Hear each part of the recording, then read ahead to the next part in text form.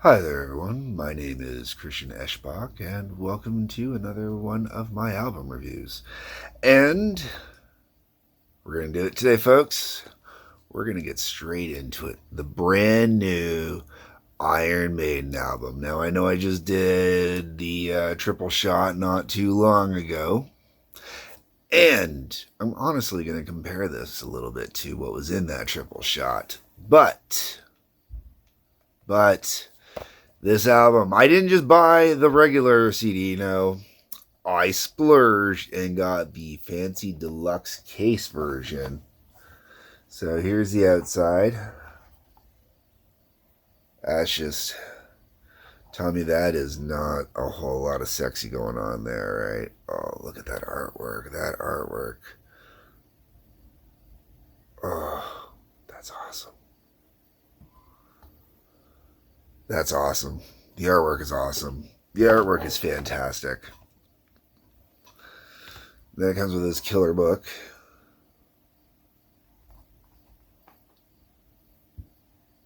Now, I like that they did it in one of the languages. I'm sorry, I don't know how to tell the language apart by characters, and I don't want to be insulting and assume and make the wrong one. And, by all the artwork in here, I'm not just, no, I'm not making any assumptions about anything, okay? So, I think it looks cool, though. I think it looks really sweet. Downside is I can't just look at the back of this when I'm trying to review it like I would normally would, because, So I actually have to open up the book. So we're gonna get into the book. I'll give you guys a little preview of the book, okay?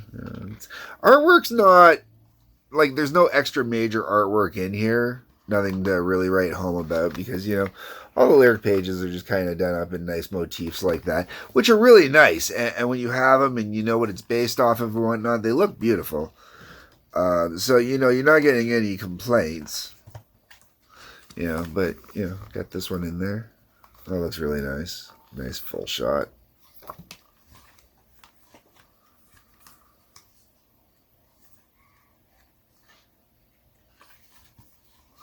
Those are pretty nifty looking. I love this. Oof. Archer ready? That's awesome. Eddie's just, kind of fun. Allow me to read from the book of Senjutsu.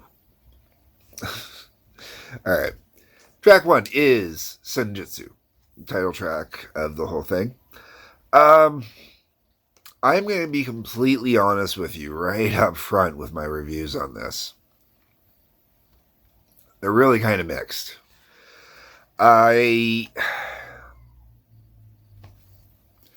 An exercise in gratuitousness is what this album is. Double album, technically. It's 2 CDs. The LPs, if you bought it on vinyl, I think it was like 6 LPs or something like that. Or it was craziness.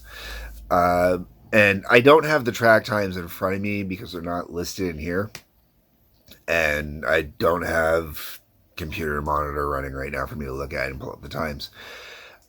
What I will tell you is there are 4 songs on the second track or the second disc, and they are honestly a vinyl's worth of music just on their own, 100%. Like it's not. It's like there was a full album, a full CD album almost, and then a full vinyl album afterwards. Like that's how much music there is in here. But there's not a lot of songs, there really isn't. Like, if they play this album live, that's it. You're getting this album live, and you're not getting anything else. And I'm going to be completely honest with you. I do not want to go see just this album live. No, not interested, not the slightest. There's a few tracks, though, that definitely would be worth hearing in a live set, but so let's get into this. All right, so Senjutsu starts off the album. It's not a bad song. To me, the best part about Senjutsu is the drums. You don't get to hear Nico really go off and do a thing. And on Senjutsu, he really gets to go off and do a thing. I think it's brilliant. I absolutely love the drumming in this song. But oh, it did put the times in here. But right away, it does. Wow, my excited high pitched voice. Right away, you know that you're in for an overhaul because Sunjutsu clocks in at 8 minutes and 20 seconds. And this song is written by Adrian Smith and Steve Harris, which is cool. It's nice to hear that combination. I find that most of the time it's one of the guitarists in Dickinson, and then, Harris is usually just doing the song by himself. Not always, but because people are going to be like, oh, no, this song. You're right, guys. You're absolutely all right. Everything you're going to try and say where that doesn't happen, I know it happens. I'm just saying it's nice to see because it doesn't happen as often as it could. All right. Anyways. Next up, it goes into Stratego, and I'm going to be completely honest with you, even when I am listening to the album, because of the way it goes from Senjutsu into Stratego, and then following that into the writing on the wall, I completely lose Stratego every time. And, I mean, I go on it, like, I've been listening to it on my way to work and on my way home, when I'm not getting a ride home. I've been, if I'm on the bus or if I'm riding my bird, I listen to it, so I've really got it going. I'm, enjoying my music as I go. And I've been listening to it, it's pretty much the only album I've listened to for about the last week or so I can get ready for this review. And honestly, Stratego, I lose it every freaking time. I do. I can't, I don't notice when I've gone from Senjutsu into the writing on the wall. But Gers and Harris do Stratego. And it could be just because of the natural flow. I don't realize it because this album runs long. Stratego is one of the shorter songs. It clocks in at 4 minutes and 59 seconds. All right. After that, we go into the writing on the wall, which is a cool tune. It's a really, really good tune. And before I even looked at this, I knew it had to be a Smith and Dickinson song because it totally sounds like Smith and Dickinson would write it. Because it's a rock song, but it's not. I really dig the sound of this song because it's so layered and so textured.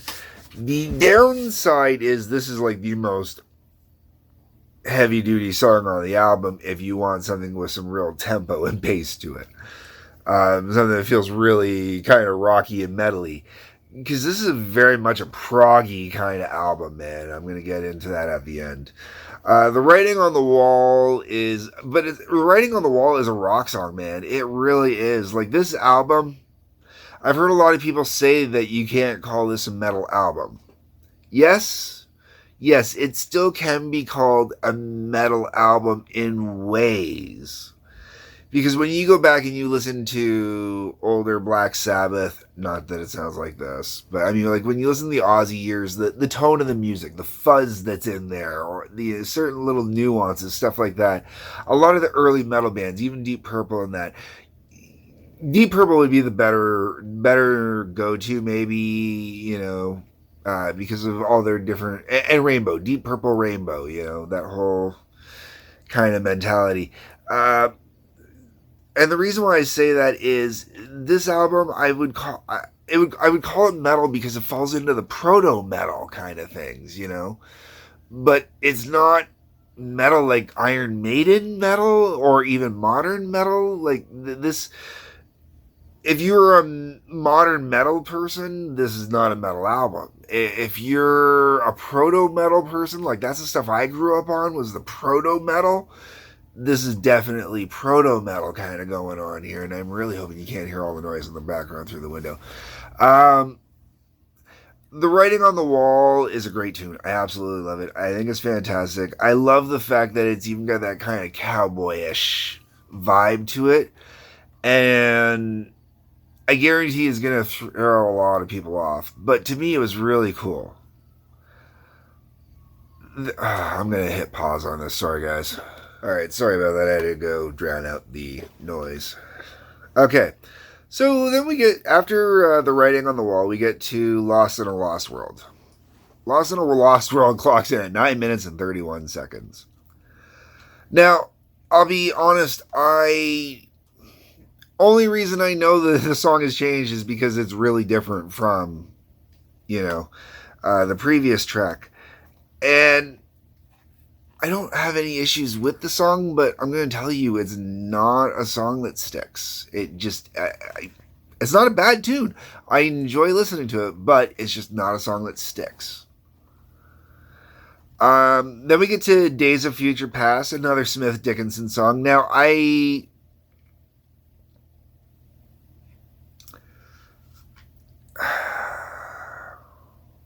it's not a bad tune.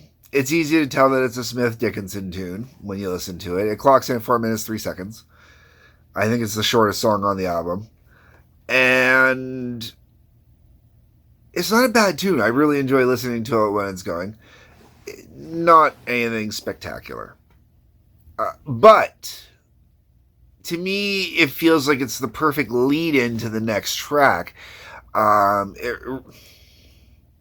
don't know if maybe it's intentionally done to kind of allude to X-Men and time travel or whatnot. I don't think so. I think it's just me as a geek reading into it a little too much, but I could be wrong. But the next song is The Time Machine. And The Time Machine, I really dig. This one clocks in at 7 minutes and 9 seconds. It's a really cool tune. It really is. I really get into it. I really dig it when it's playing. This one, remember the comment I made earlier about it's nice to see Gers and Harris, or Harris and one of the guitars that doesn't have it on. So for the second time, it's Gers and Harris. And I like this one. Unlike the first one, which I thought was kind of forgettable, and I just it's positioning, and it's the way, not that it's forgettable. I don't want to give that idea about Stratego. I think it's just the way that the songs flow. I just don't realize when I get into it, so it gets lost that way. But Time Machine is a good standout song on its own that way, and I really enjoy it. I really dig it. And it's a good way to close off the first disc. I think if it didn't close off the first disc and it went and did something else, I don't know if I'd notice it as well. But I do really dig it. I do really notice it. Then we get into the second disc. Second disc kicks off with Darkest Hour, 7 minutes, 20 seconds. This is a Smith Dickinson track. I do enjoy the track. I enjoy listening to it.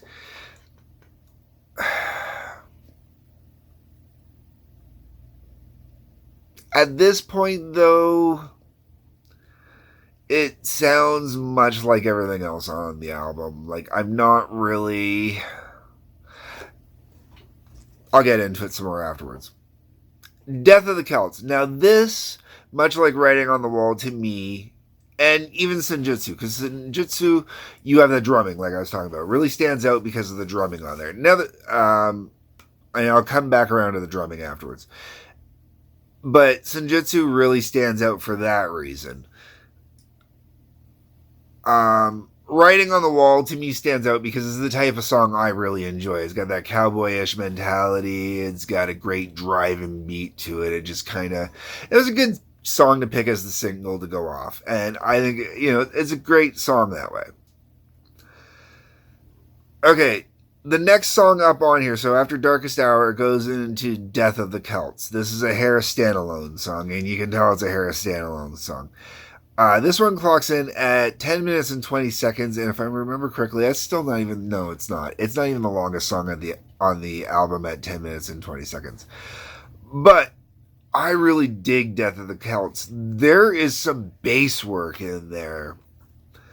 I mean, Harris always does some great bass work, okay? But there is some phenomenal, like, real stand-out bass work going on here, like, really digs into a pocket.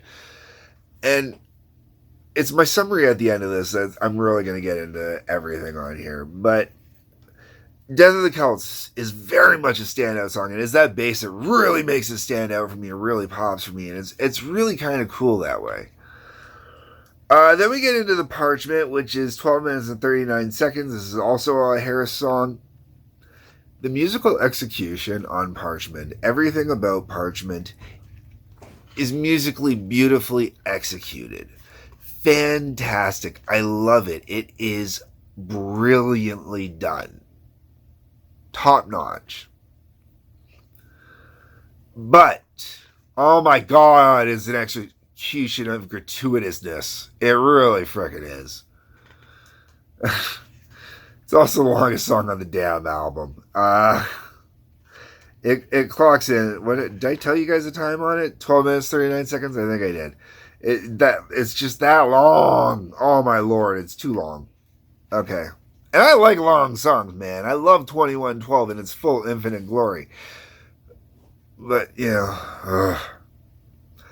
and then we finish off the album with Hell on Earth. And I dig Hell on Earth. And this is another Harris execution of freaking gratuitousness. 11 minutes and 19 seconds. I dig it. It's not bad. It's not a bad closer to the whole entire thing. It's not. The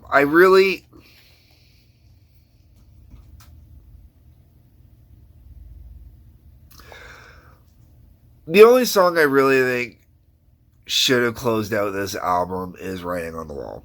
I think they should have put the strongest song, the most upbeat, strongest song at the very end. And the reason why is there is no other song on this album that has that same kind of drive, that same kind of beat, that same kind of straightforward. I'm going to say that. It's the only song, The Writing on the Wall is the only song that has that straightforward driving, solid tempo, metally excellence without it being metally excellence that Iron Maiden can deliver. Okay? So therefore, it is actually almost the most cliche Iron Maiden song on here if you go by a greatest hits package. Okay, let's be clear. If you're going by like a greatest hits package, it is definitely the most cliche song on here. Okay? But this whole entire album is a study in musical excellence, okay? When I compare this to other musicians, okay, I'm going to say ELO. I am going to say, I've already said Rainbow and Deep Purple.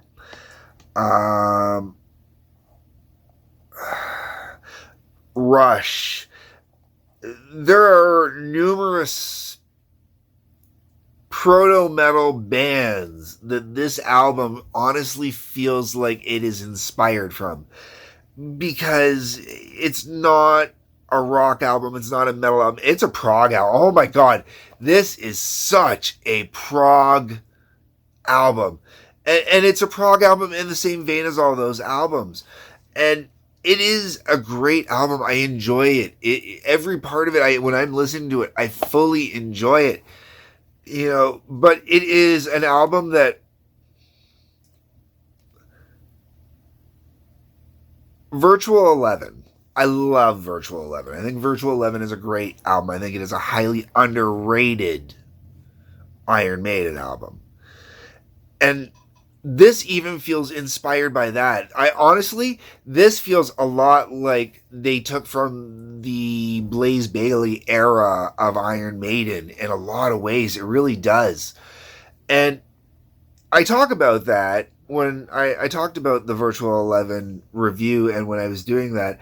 And I think it stands very much on this. It sounds very much in that vein to me. I do think that some of the songs honestly go on too long, and this is not an album for the casual listener. I'm going to be completely honest. This is not an album for the casual listener. This is an album for Iron Maiden fans. And even then, this is an album for the Iron Maiden fans that want something different. It really is. It's not. There's going to be debate over this album for a very long time. Definitely in the Iron Maiden community, I really do believe that this album is going to have a lot of debate for a long time. And it's not an album that is going to be a go-to album for me. But when I... Okay. There were multiple versions of this released, and I contemplated picking up the vinyl. The problem was the vinyl was $69.99 Canadian, okay? Whereas I think I paid maybe $29.99 for this one. And if I bought the vinyl, I would still end up buying the CD because I don't like vinyl to digital transfer. I prefer CD to digital transfer when I go to make it for listening to on my computer or using, the phone or whatever, right? So I still would have ended up having to buy it. So I would have had to have sunk a solid $100 into this. Well, maybe not that much. I think this regular CD was not that bad. But once taxes are factored in and everything else, yeah, it probably would have been like a solid $100 into this album. And honestly, I don't want to sink $100 in this album. Buying this version is cool. I'm fine with spending the $30 to get this. I'm an Iron Maiden fan, okay? So I'm cool that way. But this is the type of album I honestly would have bought on vinyl. And in retrospect, I would, now that I've made digital copies of this for myself to listen to, if there's someone out there, at least locally, that watches this or whatever, doesn't watch this locally, that would want to trade this for the vinyl set, I'd gladly do the trade, but because I love to listen to it on vinyl. It's definitely a vinyl album. I'm going to be completely honest with you. It's very rare that I say an album should be a vinyl album or should be this album or should be that. This should be a vinyl album. I'm going to say that hands down. There are some bands that certain albums they've released are definitely meant to be vinyl albums and should truly be listened to on vinyl. And not because they were recorded in the vinyl period. I'm not going to go with that. I'm talking modern era. This here is like Metallica's Lulu. Metallica Lulu. And no, I'm not comparing the two, folks. What I mean is Lulu is the type of album I think should truly be listened to on vinyl as well.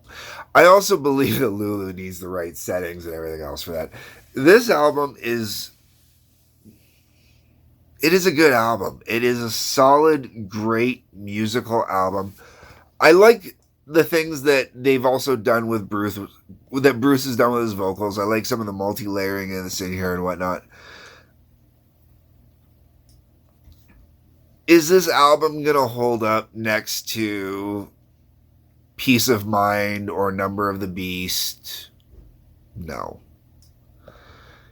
Is it going to hold up to next to Virtual 11? There's a good possibility. I think it will definitely hold up to Virtual 11.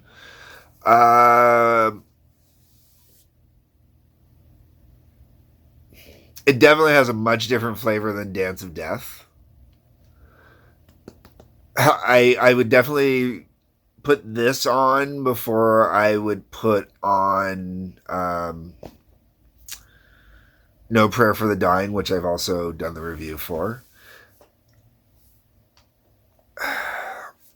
It's definitely not. It's not better than we'll say the first 5 or 6. In my opinion, it's not better than the first 5 or 6. That's the first 2 Diano, and then like Number of the Beast, Peace of Mind, Power Slave. I know people love it. I'm so about it. I'll get to that eventually. I'm getting way ahead of myself. Spoilers! But this is definitely not for everyone. I will be very clear about that. And if you start here, if you're watching this going, well, why don't I just start here? It's the newest album. Well, you're in for one fuck of a treat when you start getting into the back catalog. Anyways, folks, I'm going to end this here. I gotta go finish making dinner. True story. Anyways, peace, love, take care. Comment section, leave me your comments. Let me know what you think. These tend to spur some good conversations sometimes. Anyways,